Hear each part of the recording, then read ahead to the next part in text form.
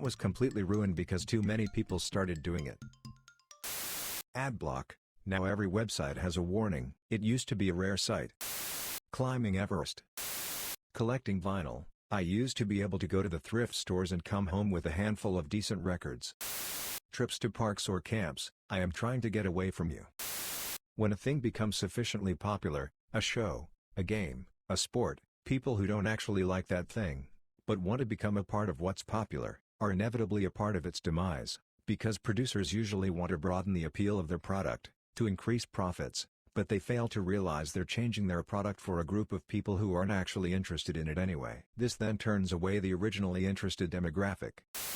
Streaming services. It used to be a single place where you could find any show you wanted easily, to disincentivize piracy, but now that every company and their mom has a streaming service, all with exclusive content, piracy is easier even with the ads, load times, and low quality, simply because I don't need to pay 12 different subscriptions to watch shows. Small music festival I used to attend, beautiful and fun. Got together with my husband there. Then too many people started talking about how great it was. More people attending every year. It started to get too big and I think the landowner could sense it. He no longer holds it. It was sad to see it go but easy to see it was losing its magic. A serene, unspoiled mountain lake was perfect for fishing, swimming, and just enjoying nature. There were just a few summer cabins along the lakeshore and the area was kept clean. The only sounds were fish rippling the water and birds in the trees, the air naturally scented with pine. Then, the lake was discovered and people started buying up every available bit of lakefront real estate to build oversized houses and docks for high-speed motor boats. Now, as I once lamented, the pure water of the lake has become polluted and the fish are mostly gone. Outboard boat engines dominate the sound and the pine trees have been chopped down in favor of development. Camping. Almost all of the campsites I have been to in the past however many years have had a group of annoying, loud people playing stupid loud music into the night. I go camping to enjoy nature, not to listen to you. For me personally, I let it be known that my little rural post office was a great place to get stamps, as no one ever checked there for stamps. I'm a stamp collector. Well, word spread and now I have to fight with about 5 other collectors in the area on issue days. Everything tourist. So many national parks now bumper-to-bumper traffic. So many places with cute shops and cafes now have police that make everyone, now butt to gut, keep walking. People trying to play frisbee on cram-packed beaches full of dog shit. Too crowded. YouTube was pretty fun in the early days, just people sharing fun stuff. Now it's all about taking 20 minutes to describe something that takes one and getting a zillion views/dollar. Although it's not completely ruined, totally enjoy watching roobers, squirrels, etc. Probably most nature. When I lived in the Bay Area I looked forward to spending my weekends in nature, away from people. That changed. Now everyone shows up everywhere and is really fucking loud and rude. Ugh, glad I left. I guess this has been happening many places. Bluetooth speakers while floating the river, y'all. It's beautiful scenery and peaceful as fuck. Can I just get drunk without listening to a dozen shitty speakers playing different shitty music all at once? Flower fields, wild or otherwise, they are beautiful and can make an amazing scene for a professional photography shoot for someone who is careful not to destroy the area in the process. But put that photo on Instagram and everyone wants the same picture and ends up trampling the fields, which then results in all photography, and even visitors, being banned. Same with many natural/historic environments.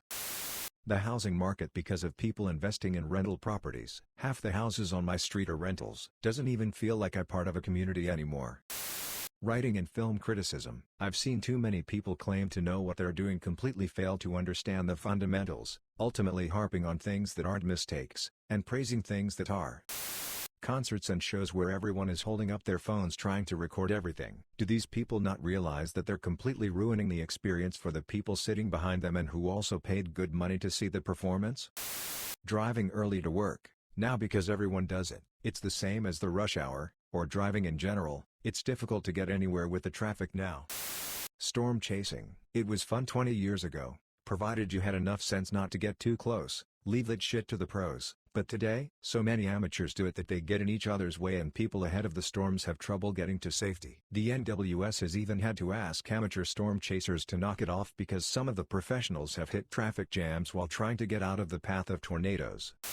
May the 4th. I hate that every single company tries to tie in their macaroni and cheese or auto dealership to this stupid Star Wars Day, April Fool's Day. Again, you spend the whole day wading through unimaginative, Tired cliches from boring companies and sports writers who can't be bothered to put more than a second's thought into their hilarious joke. Just stop.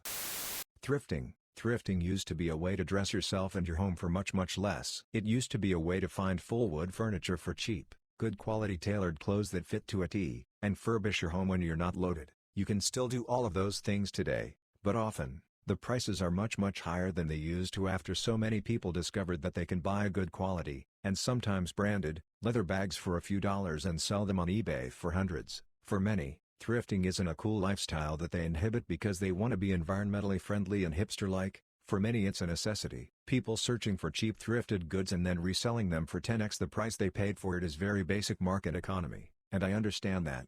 But the very same actions have made it even harder for those on the breadline to actually dress themselves in their home. Fidget spinners. Originally, they were made for people with ADHD as something to help keep them from getting distracted by giving their subconscious mind something to do. Somehow, it became a huge fucking meme and almost every man, woman, and child had at least 77 fidget spinners. Before long, like everyone that becomes popular on the internet, it was popularized to the point where suddenly, the cool thing to do was to hate it and everyone who uses one. So the people who had fidget spinners because they needed them could no longer use them without everyone else looking at them like brain-dead 7-year-olds. I debated posting this on a throwaway account, but here goes: BDSM, 50 Shades of Grey made people that had done zero research think they wanted to be in the lifestyle, but they fail to realize what the lifestyle actually is. There are things within that lifestyle that can be very dangerous if you don't know what you're doing. And reading a friggin' badly written series of books is not research, nor does it make you an expert. Canning became next level difficult after the mason jar decorating fad hit. People buying up jars for receptions and events. My still not returning jars because they are using them for drinking cups. Thanks. Now I need to buy more jars if I'm going to continue gifting my homemade jam goodness. Now, I purposely gift the 4 ounces jars because I don't use them for my personal projects, so it isn't as annoying if they don't come back. The pandemic gardeners led to spike in first-time canners and a shortage of jars and lids, but I'm not going to fault them because they are using the jars as intended. The manufacturer/supply chain wasn't prepared for that. My dream of buying a van and converting it. Van life. I dreamed of living in a van in 2010 but could never scrape together the money. I find a parking spot I can buy for super cheap in a crazy hot spot in the city. Now everybody and their cousin are buying up vans to live in. Now trying to chase the teardrop trailer dream. Build something lightweight enough for a super small car to haul but can leave it behind at campgrounds while we explore and it won't blow away. Retail investing. Used to be a fun way to try your hand at a few stocks you liked, learn how to develop a research approach, good supportive forums etc., and now everyone is like Doge to the moon ! 1. Diamond hands bitches. This may get me burned at the stake, but here goes. Nerd culture. The very term I find distasteful, but at the same time it's apt. Comics, gaming, tabletop, these were all fringe communities with companies that catered to the community. As nerd culture grew in popularity, those companies, in some cases, abandoned their true fan base for the mass market. Things that were for a specific subset of people became watered down for a larger appeal. The problem being that those fringe customers were often lifelong loyal to their genre. The mass market customers flirt with a trend for a few years, then disappear. That causes the companies to then chase the next wave of mass market over and over, never really growing the brand like they used to. Instead, they're constantly rebooting or restarting, recycling old ideas into something new for the new client base. Playing Among Us. Over half of the players on there are honestly terrible. And it gets on my nerves when people just say nah, those are just little kids. There are plenty of adults who are also shit at that game. Fortnite. It was fun, until all those high-pitched 8-yo little Timmies began playing, and from there it became hard to find someone who isn't a squeaky kid who breaks their monitor when they die and sounds like a squeaky door. Gender reveals. Disney parks, specifically in the USA. Right around the middle part of the last decade, they suddenly became huge attractions outside of their usual target demos of young families and weirdo adults who are too into art direction. And then, once they became super fatty/fashionable for social media influencers, it became a nightmare. Pre-COVID, they were entirely oversold on most days, with not enough people-eater attractions running to make sure, pathways were walkable.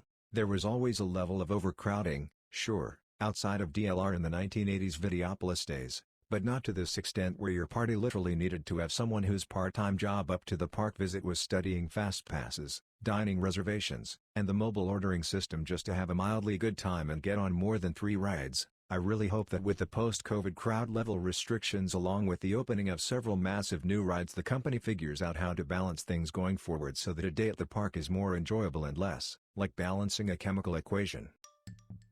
Thanks for listening. Subscribe for more daily videos.